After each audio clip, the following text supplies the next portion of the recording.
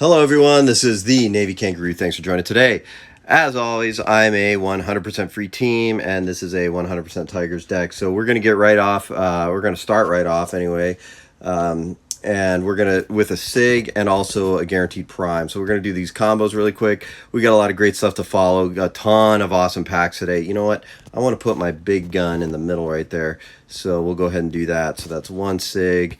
Where'd those other Sigs go? 2 Sigs, 3 Sigs. So here we go. We're going to start with this Sig, and let's see it. Let's hope for a diamond, maybe. I don't know what that closer on there. That's pretty low overall. Let's see a Tiger. Tiger, Tiger, Tiger. And we have, wow, man, at least we got a diamond. At least we got a diamond. So that's a benefit of comboing 3 golds. You get a diamond out of that. And that's pretty solid. I don't know what that overall is. We'll check it. We'll check it out later. Now we're going to combo these primes. So we're going to get a prime right here. And let's see it. Well, and let's put the big dog in the middle like we did last time. So the 86 Goldschmidt, well, he's up. So I don't know if... So that's kind of artificially inflated right there. So then we'll go ahead and there we go. We'll surround him with the other 2. And let's see it. Prime, prime, prime. Hoping for the Max Scherzer. And we have a, oh man, Gibson, Kyle Gibson, huh? 81 is his overall at gold. That's not too bad. Okay, someone last week did tell me to go ahead and lock those before moving forward. So I'm going to go ahead and do that because, yeah, I got some advice on here. Just lock those things, bro. I think I make people nervous with that. So anyway, let's see what his skills are. Now, nothing too great, but look at that power. Look at that power. And 67 overall, that's not phenomenal. But that's a lot of power for a second baseman. So that's a pretty solid Sig right there. So let's go ahead and open up packs now. And then after the packs, what we're going to do is I'm going to look at one of your teams. A few of you sent me your teams. I have time to look at one of them today. And then a quick PvP demo because I also got some questions on PvP. So... was hoping for a diamond there, but that's not it. So there's a Victor Reyes.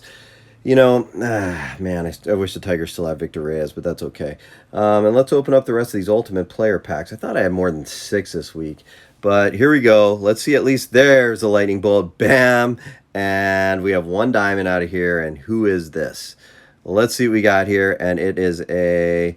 Who is it? It's a Bummer, huh? Well, that's probably not too bad for a... no, that's pretty bad. Okay, we'll go ahead and open up the rest of these, and nothing. Nothing great out of there, so let's just jump into these gold packs. Well, I guess we could hope for a prime out of here. Let's see a prime. Prime, prime, prime. Let's see it. And what do we have? We have, no, just 6 golds, and nothing great. There's that long hair. Always love it when we get a long hair on there. So bottom right, that Clevenger. Oh, man, what an awesome card. So... we're going to keep going, and we'll do these team select packs. So hopefully we get a Tigers prime out of here. Let's see it. Prime, prime, prime. And we got 4 golds out of here. And, of course, we get a weekly Cabrera. We get 3 Cabreras. Like I said, every week, like clockwork, you count on a few things. Sun will rise in the morning. Sun will set at night. Taxes are owed every April 15th. And you will get a weekly Cabrera out of here. That's just how the world works. So here we go, and let's see if we get a prime, and nothing yet. I do like all these golds, so I'm hoping we pull something good out of some combos later. But I do appreciate some of the input on PvP, and we will get down with some PvP stuff later, and I'll show you. Oh, there's a Rodriguez from last year, which is a pretty terrible card. So let's do some quick combos, and yeah, the Tigers...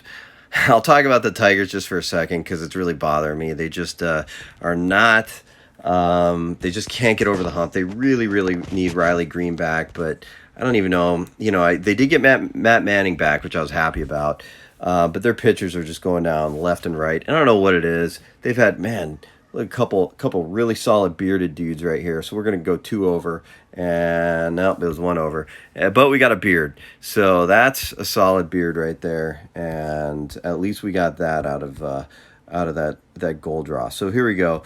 And we'll combo one of those Cabreras with another Cabrera. And let's see what the 2 Cabreras get us. It gets us 1 gold again. And that's a pretty solid one right there. Pretty solid diamond. I'm going to go 3 over, and nope, it was 1 back. Okay. Trying to pick up a pattern here, but I think, you know, you always think that you can figure out a pattern on things, but this is hard. The game does a good job of mixing things up. But getting a lot of San Francisco Giants today. Don't know why, but okay. Maybe because they're surprisingly good this year. Maybe that's a thing. So anyway, yeah, man, Tigers did split a 4-game series at Texas, and I was pretty happy about that. But they're just, pretty much every single game they're just using their full bullpen because they have so many starters out, and they just cannot. They just can't. I don't know. It's just I'm at a loss right now, as you could tell. I'm at a loss for words on the Tigers season because it just doesn't make sense to me. It just doesn't make sense. I know Cabrera's having decent games there. There we go. We got a diamond, even though it's a really, really bad diamond. You never like to see that much fielding and speed, but whatever. I don't think anyone on this game uses defensive substitutions late, but if you do, that's probably your player right there for your reserve. So let's see what we get here.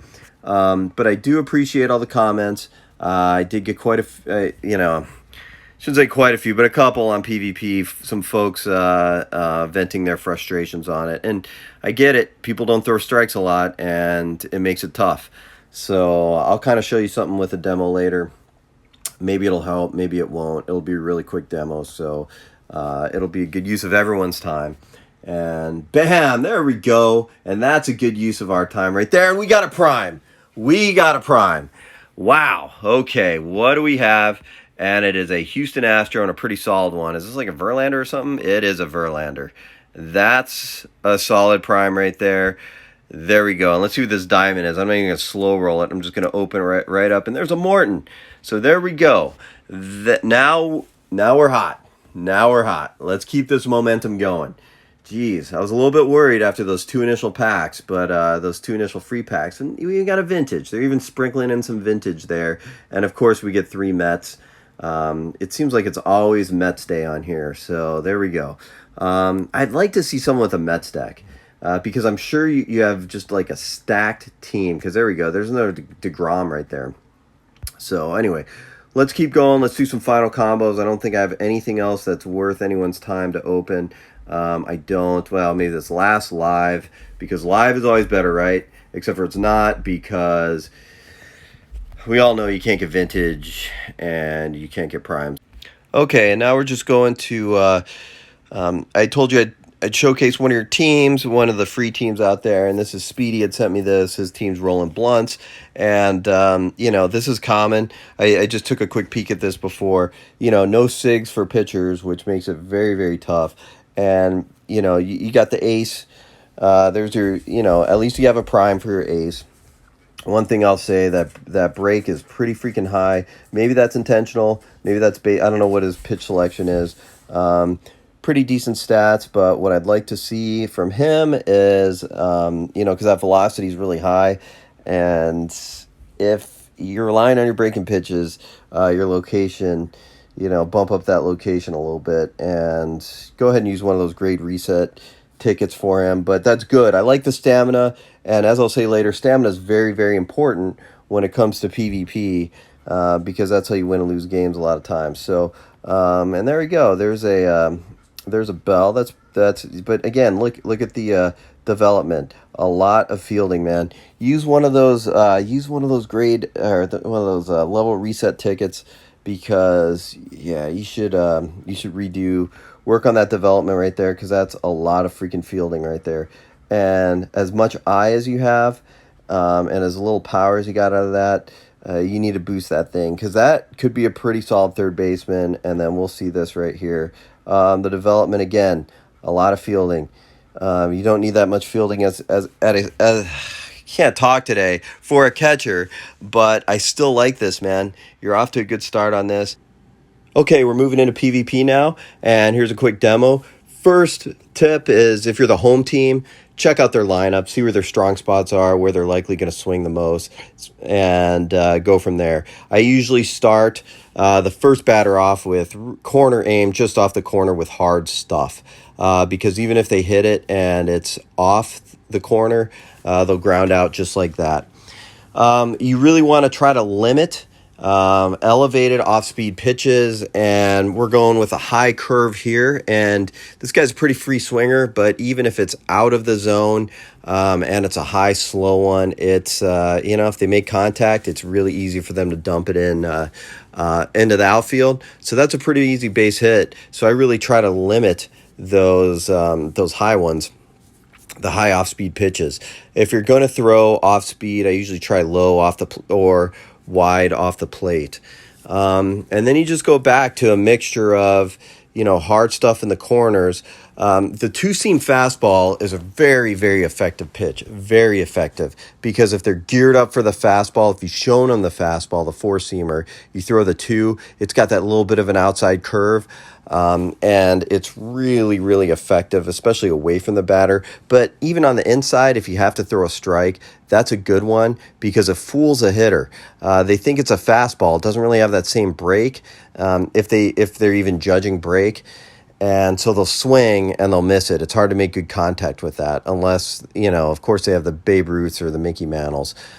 So try to mix in some of those. And I will continue throwing off speed, and then I'll go with a high strike, with a high four-seamer for a strike. So now we're up batting.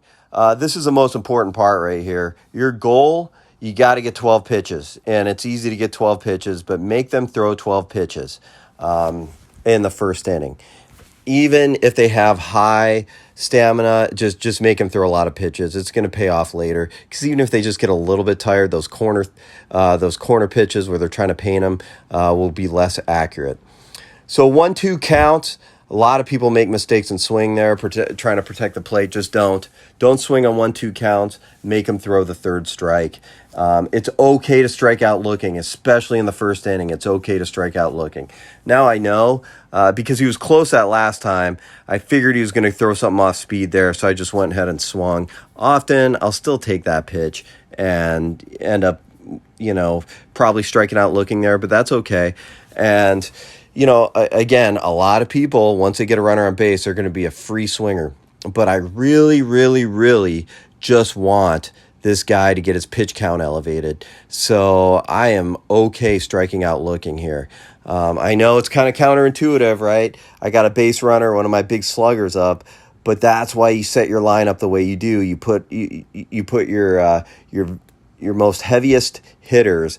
Your heaviest hitters, I should say, at the top of the lineup. So the second time through, they'll get up again when the pitcher is more fatigued. So that was a 2-2 pitch. I went ahead and took it there. But hey, that's 5 pitches right there. That's 5 more pitches. So now we're already up to 10 pitches, just 2 batters, and I'm okay with that. And I've made up my mind. I'm just going to go ahead and take pitches here, and I will strike out looking. That's okay. Because even these ones a little bit off the plate, it's most likely, unless you hit it right on the nose, or unless you have a Babe Ruth with 170, 190 plus power, you're just going to kind of ground that out. You may squeeze out a hit, but if it's especially if it's a fastball, you're probably not getting that through. But anyway, I'll go ahead and strike out looking here, 5 more pitches. And I'm already up to 15. Second inning, I'm already up to 26 pitches, 1 batter in. And here we go with J.D. Martinez. And right away, we'll see, here is I'll take 1 pitch right there. And I think that was pitch 26 right there. And here's pitch 27. It's going to be a mistake. All I'm looking for when they make a mistake is there break or not? Is the thing going a little bit high?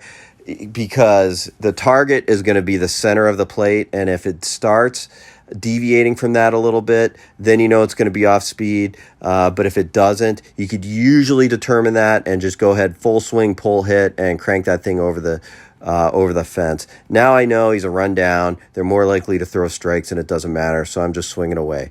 Anyway, thanks for joining, you all. Peace.